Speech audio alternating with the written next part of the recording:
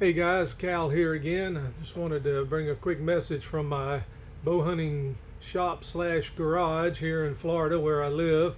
And I just wanted to show you the next video in the series of African bow hunts. I've been to Africa 3 times now, and this is a video I put together for the third hunt.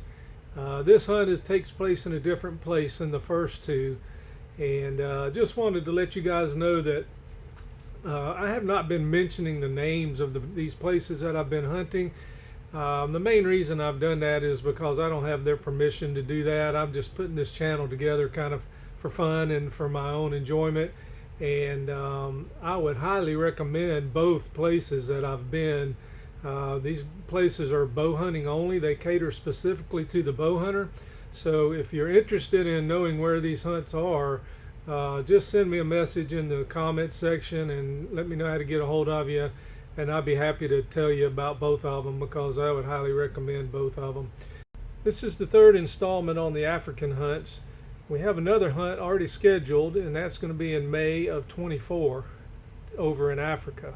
So I'm really looking forward to that. And I'll also have a hunt coming up in the end of October in Texas for exotics. I've hunted Texas several times, but never behind a high fence for exotics. There's a few animals in Texas that you can't get in Africa or anywhere else really, and mainly it's axis deer, which you can get in Hawaii. And I do have an axis hunt that I've been on in Hawaii. I'm going to send that up probably as my next video in the series here. Didn't get a lot of good hunting footage from that, but got some spectacular scenery and got some decent hunting footage, as well as a 75-yard shot with my bow on an axis deer. So that'll be next. So not only the axis deer, also the aoudad and the American bison, the buffalo, and the fallow deer. All of those are animals that I'm interested in getting that are not readily available. I know you can get those animals in some other places, but in Texas they're readily available and you can hunt there year round. Plus you can take advantage of some of the winter months that are not taken up with deer season. So we'll probably try to do that coming up here in October. But if you guys are liking this content, please subscribe, and it helps the channel. I'm just doing it for fun, but if you've got any comments, leave those in the comment section, and I hope you guys enjoy this next hunt.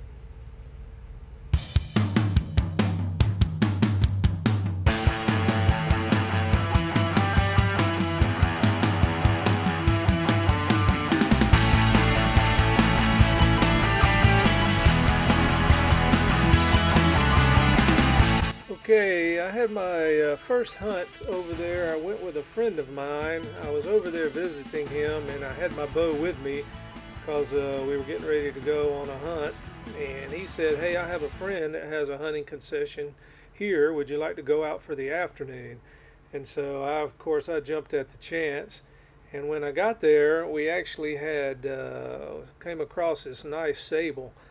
And I said I haven't killed a sable yet, and so he said let's go. And so we put a stalk on this sable, and I ended up shooting him the first time at 45 yards, quartering away.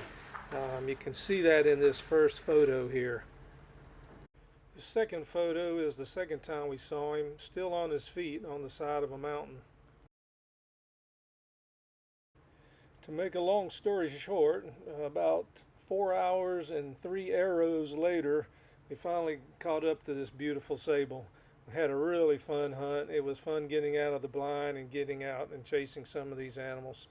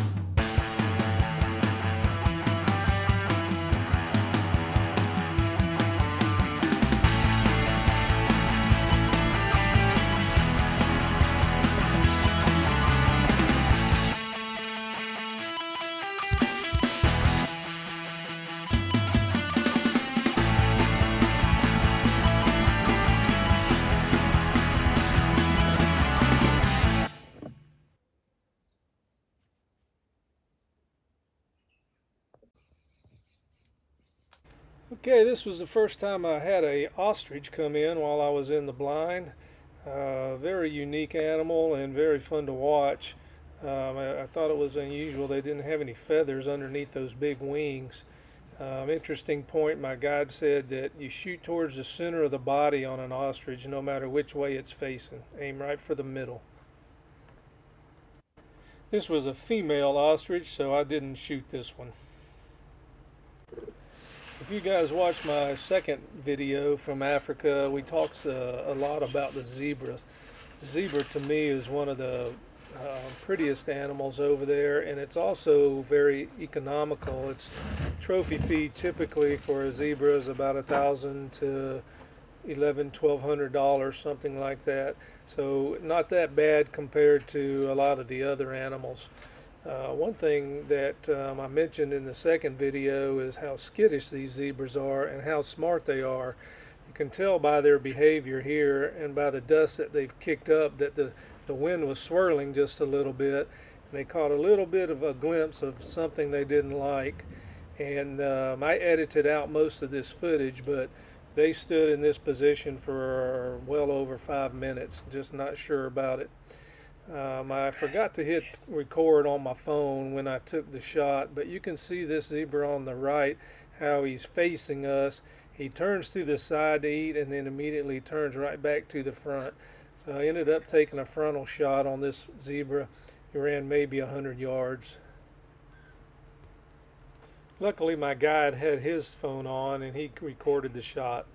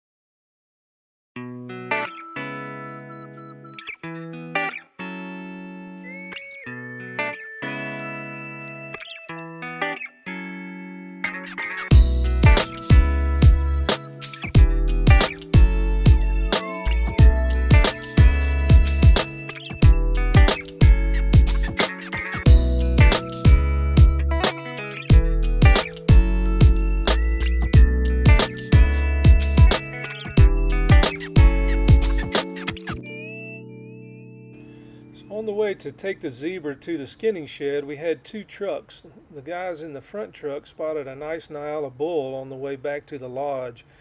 We were able to get out of the truck and make a stalk, and luckily a couple of the PHs in the first truck were able to zoom in with their cameras on their phone and get the shot.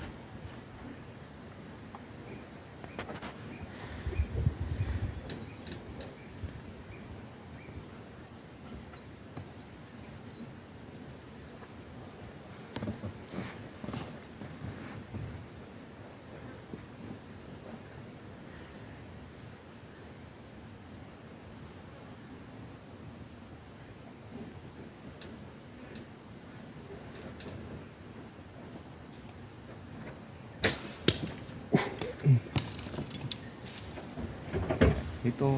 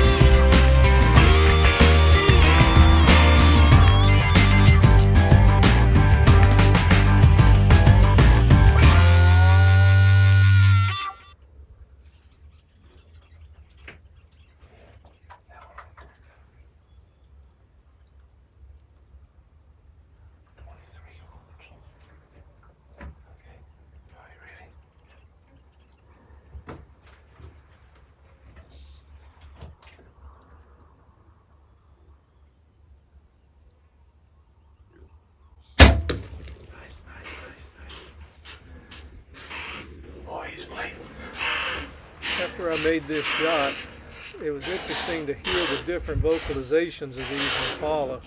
They made a low guttural roar type of sound. There was a bunch of them, probably 8 to 10 rams in this bunch. That's a good one. I think after looking at all of them, going back and forth, I think that was the best one. That's the best one. And he actually had a little bigger body than this other one.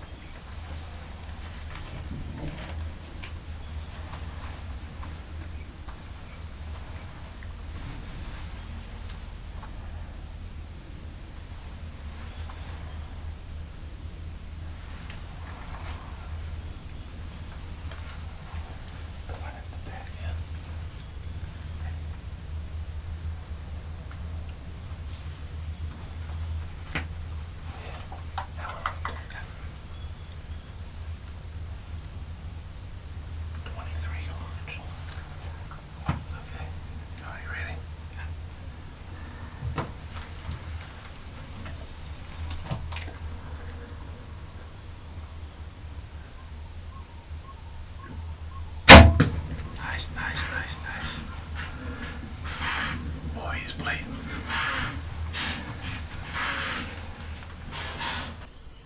This is another view of that shot on those impala. I'm including it in this video because if you watch my second African video, you know that I mentioned the impala is one of the hardest animals for this southern whitetail hunter to judge.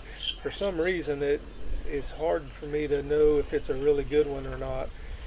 This particular bunch, there's 6, 7 right here, and then there's 2 or 3 more that the camera doesn't show. I'm using my Tacticam sitting in the window to film this, but if you look at all these different impala, some of them look bigger than others, but it depends a lot on how they hold their head and the length of their horns and everything.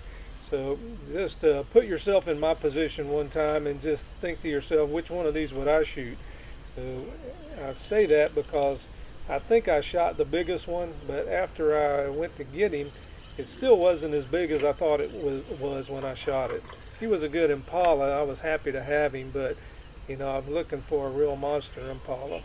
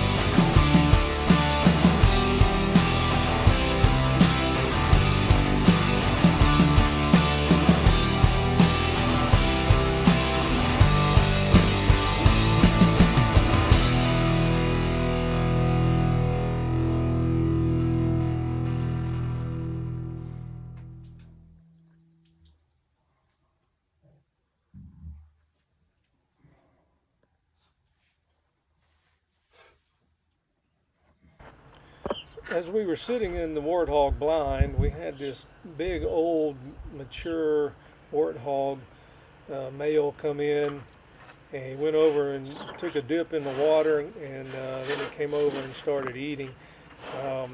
One thing you'll notice about this warthog is a couple of things that tell you he's old. One is the size of the warts on his face, especially the back warts. On this one, you'll notice that the back warts are very long. maybe 3 inches long almost on the wart itself. Also, if you can notice the length of the hair along the back of this warthog, it's very long. That's usually a result of being an older warthog.